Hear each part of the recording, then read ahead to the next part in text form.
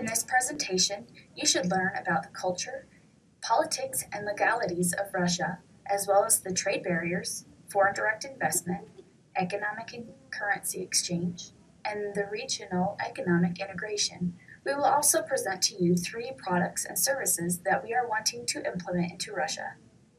Comparing the Hofstede dimensions, Russia has a wide difference between individuals with and without power and puts more emphasis in the team as opposed to self-empowerment. Russia can be perceived as a nation with a preference for status symbols. The majority of Russians avoid signs of success and standing out from the crowd, unlike the culture in the United States. Russia is a country that does not like to be kept in the dark, and they do not feel it necessary to explain everything. And oftentimes than not, this causes them to be rather cynic and pessimistic. To them, it is against their social norm to be indulgent. In Russian culture, everyone works as a group and speaks using phrases that involve the words we rather than I. Presenting ideas and business plans need to be very detailed to put the audience at ease. This purpose is to establish a good rapport with the company. Once a land of pagan beliefs, a Mongol invasion around 1219 caused the Russian people to turn inward, seeking solace in their faith and looking to the Orthodox Church for guidance and support. Although there are various religions in Russia, the Russian Orthodox Church makes up more than 3/4 of the religious population.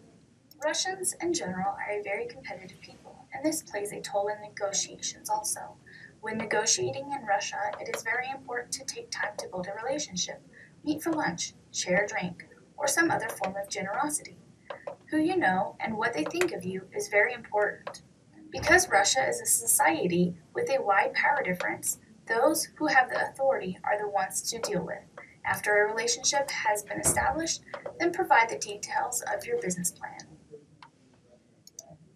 With President Putin at the head of Russia, it is in the stage of political development. There is a gradual growth in fiscal and political honesty and a genuine attempt to improve. Although Russia continues to improve in many ways, it has been largely offset by substantial declines in investment freedom, financial freedom, business freedom, and property rights. This is likely due to poor legal framework and debilitating corruption, which still remains in the country today. When paying taxes in Russia for a business, it is expected that there will be 7 payments to be made. There is a profit tax of 8%, labor tax and contributions is 36.7%, and other taxes such as land tax and transportation are 6.1%. Protection is rather low for physical and intellectual property protection due to the corruption and loose laws surrounding property rights. Russia has been recently accepted into the World Trade Organization, also known as the WTO, in 2012. Even with this newer establishment into the WTO, barriers, both tariff and non-tariff based, still exist heavily. As of today, Russia still proves to be difficult when venturing into because they are slowly becoming more acceptable to open trade. The Russian government owns large institutions in Russia which have expanded into the financial sectors. With this, the government has approved amendments to a law lifting restriction on foreign stakes in some domestic, small, and medium businesses. This is a step in the right direction, but many restrictions still apply. Russia's GDP has been performing very well, averaging 4.1% growth rate over the last 3 years. This is very positive considering the average growth rate for the Eurozone was negative 0.6%.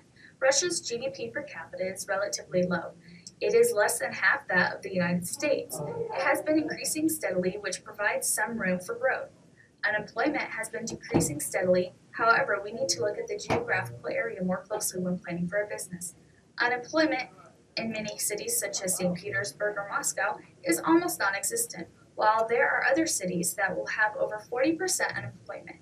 Geographical challenges make it difficult for labor to shift quickly from one area to another. After a steady climb from the 2008 crisis, the value of the ruble dropped twice in the last 5 years. Changes with the U.S. economy have a widespread effect on countries around the world, and in this case, Russia took a hit also. This was also due to issues with its biggest export, which is oil. As investors move away from Russia's crude oil, their financial markets suffer. Just this month, there have been major changes in the exchange rate. As it seen in recent news, the ruble provides to be quite unstable. The national currency is not as strong as it would like to be, but the lack of great amounts of national debt, as seen in countries like the United States and all across Europe, will provide a base upon which growth can be established. In the world financial crisis of 2008, Russia lost a lot of funding from the United States and Europe, which really caused a lot of problems for businesses. Since then, the government and private sectors have both been working hard to improve stability of investments in Russia, and there are a lot of promising portfolios that can manage this kind of risk. The market is growing slowly, but it is growing. Every opportunity involves some form of risk. Leading to the membership of the WTO in August 2012, Russia was originally part of the Working Party on the accession of the Russian Federation, which they first became members June 1993. Both the United States and Europe have free trade agreements with Russia. The Europe-Russia trading has existed since 1997 and recently has been focused on regulating their trades with the WTO rules. Europe is Russia's #1 trading partner and is a vital investor in Russia.